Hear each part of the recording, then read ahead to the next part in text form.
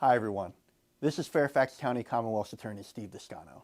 Today, I'd like to give you an overview of what happens in our criminal justice system after an arrest is made. When an individual is arrested, the arresting officer will take that individual to the county magistrate's office to get initial charges approved. The magistrate is a judicial officer who approves initial charges and makes a preliminary bail determination. It is important to note that the Commonwealth's Attorney's Office is not involved with this step in the process at all. The initial charges assigned by the magistrate can later be changed by the prosecutor, and regularly are, because the initial charges are based solely on a magistrate's conversation with the arresting officer in the immediate aftermath of an incident. The existence or strength of other evidence is not considered at this stage.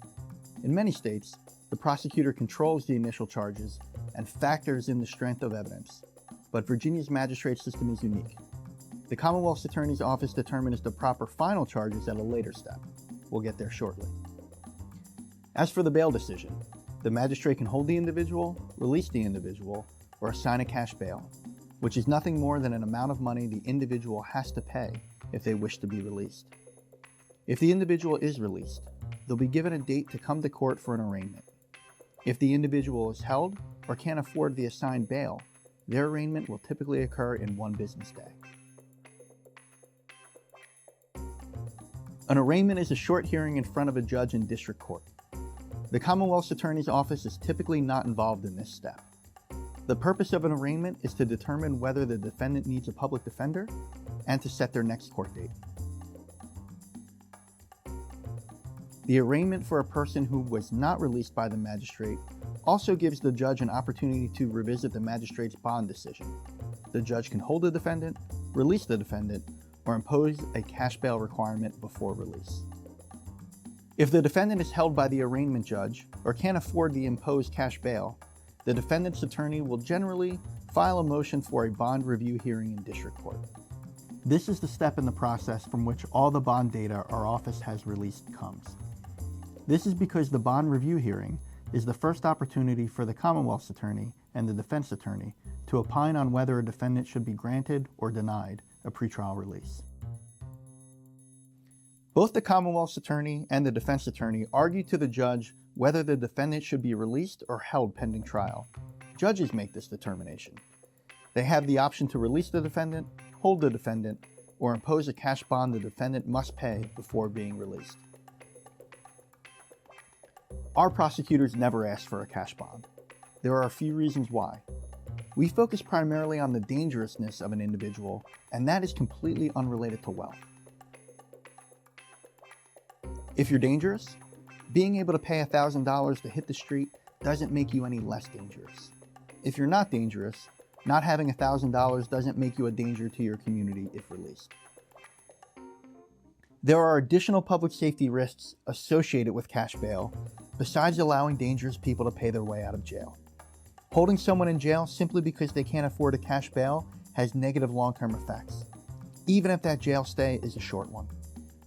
A person who can't make it to their next shift at work might lose their job, which puts their housing at risk, which if they're a parent, could lead to social services taking custody of their children.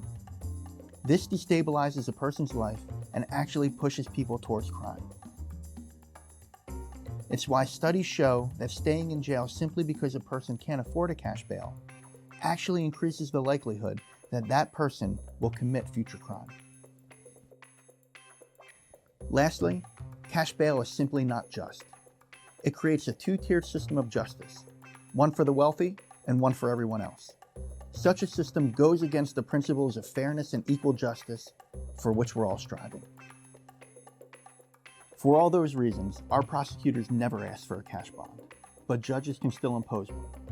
The data you'll be seeing shows the cash bond set at our courthouse's bail review hearings and what our office recommended as far as pretrial detention or release. You'll see in the data some defendants accused of serious crimes whom my office asked the court to hold being given cash bonds, and some accused of less serious matters that my office asked to be released also given cash bond. Both scenarios show the problem with relying on cash bail instead of focusing on dangerousness and making a pure hold or release decision. The judge's decision in district court can be appealed to a different judge in circuit court. The process for bond review hearings is the same in circuit court as it is in district court. The data you'll see encompasses hearings in the district courts and in circuit court. Some of the charts allow you to differentiate between the two court levels. If the court releases a defendant pretrial, they'll come back to court on their next court date. If the judge holds a defendant or gives them a cash bail they can't meet, they'll stay in jail until their next court date. If they were charged with a misdemeanor crime, that next court date will be a trial date. If they were charged with a felony crime, that next court date will be for a preliminary hearing. It is at this stage where the prosecutor really starts to determine what charges people will actually face.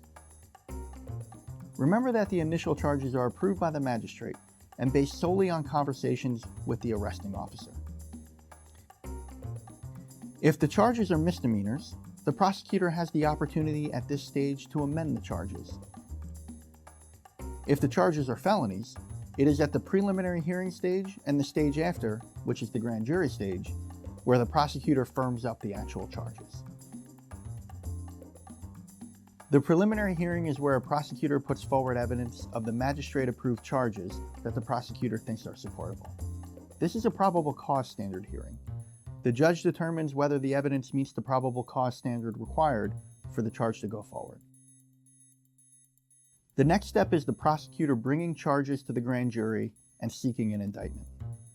An indictment is the charging document telling the defendant what charges they'll actually face. Prosecutors will present evidence to a grand jury on charges that were approved at the preliminary hearing and any other charges the evidence points to but were not identified by the magistrate. If the grand jury finds that probable cause exists for the charges presented by the prosecutor, the grand jury will approve an indictment. Once the grand jury approves an indictment, a trial date is set. On that date, either trial will commence or the defendant will plead guilty pursuant to an agreement between the prosecutor and the defendant, as happens in between 95 to 98% of cases nationwide.